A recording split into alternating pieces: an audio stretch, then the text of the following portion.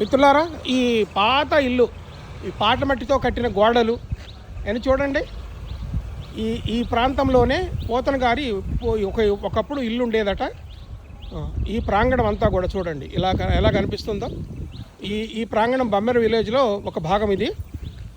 ఇప్పుడు ఇంతకుముందు వాళ్ళ వారసులు ఇక్కడ ఉండేవాళ్ళని చెప్పి నేను దాదాపు ఒక 10 సంవత్సరాల క్రితం ఇక్కడికి వచ్చినప్పుడు వాళ్ళు నివాసం ఉంటున్నారు. ఇప్పుడు ఎవరు లేరు.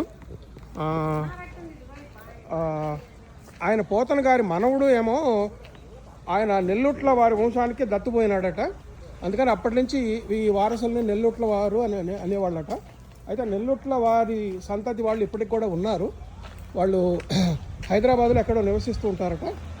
మొత్తానికైతే ఈ ఊరి వాళ్ళు చెప్పిన దాని ప్రకారం ఇప్పుడు ఈ ఇల్లు ఉన్న ప్రాంతంలో పోతన గారి ప్రాచీనమైన ఆయన కుటీరం లాంటి ఇల్లు ఒకటి ఉండేదని చెప్పి చెప్తారు.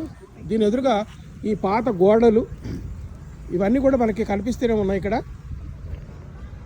సరిగ్గా ఆ చింత చెట్టు ఉన్నటువంటి వీధిలో కిందికి పోతే ఇందాక మనం చూసినటువంటి సమాధి కనిపిస్తుంది.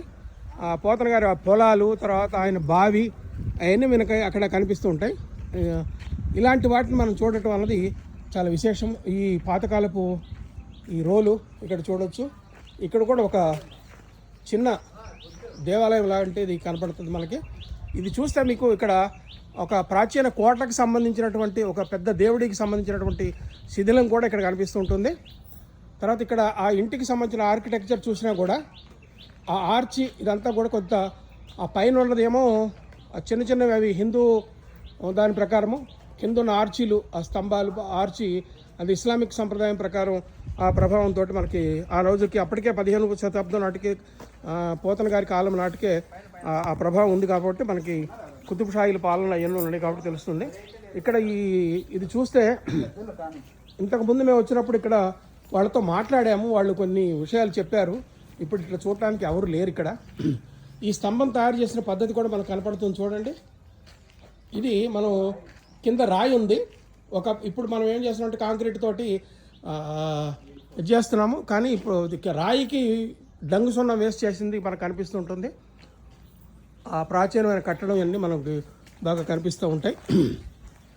సో ఈ ప్రాచీన కట్టడంలో ఈ ప్రాంతంలో మనకి పోతన గారు ఉన్నారని తెలుసుకోవటం కొంచెం రోమాంచమైనటువంటి విషయంలా కనిపిస్తుంటుంది.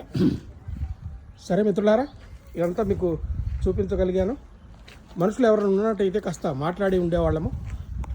నమస్తే.